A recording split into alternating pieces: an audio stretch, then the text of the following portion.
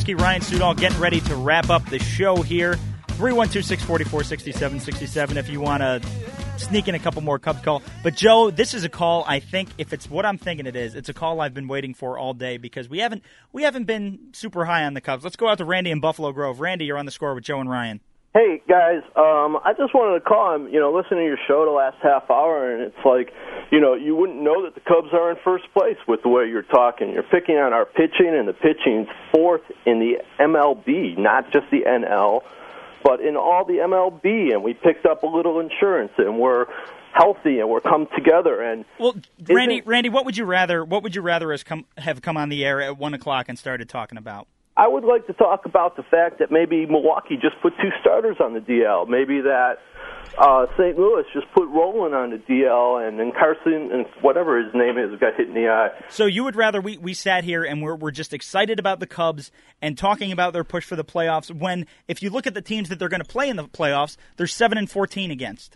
Well, you only play who's on your schedule, and you only have to do well enough to win your division. Randy, we've discussed a lot of the positives. Derek Lee coming back with the power, the bullpen, how strong they've been.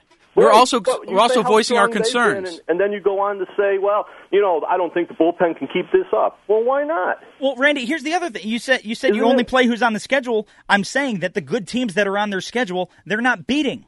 The teams that they're going to play in October, they're not beating. They suck against. It's what we're doing now, not what we did in the beginning of the season. It's how we're playing now. We had the best. I would agree with Randy there. This is a different team than we saw in April and May. All right, thank you for the call, Randy. I'm sorry that the Cub conversation has been so negative. I'm not trying to be negative. I'm just trying to be real. And historically, for the past 99 years, this is standard conversation. After 2 months, it's hard to expect your bullpen to continue to have ERAs that are in the ones. Yeah, and how can you expect that? You can't. You cannot expect it. It's ridiculous. Scott Eric going, 17 appearances without giving up an earned run. Last 15 in a third innings, he's allowed 2 earned runs. Yeah, Marmol, the 146 ERA. Bob Howery, in August, 184 ERA. And I have to apologize to Randy just because, I'm not a Cub fan, but I'm skeptical. Because I have a feeling that come October, there's going to be a Cubs bandwagon riding right up the NBC tower here, and there's going to be a lot of people jumping on it. And I'm just trying to be real. And being real in the sense that, you guys are doing great now. You've got some games coming up.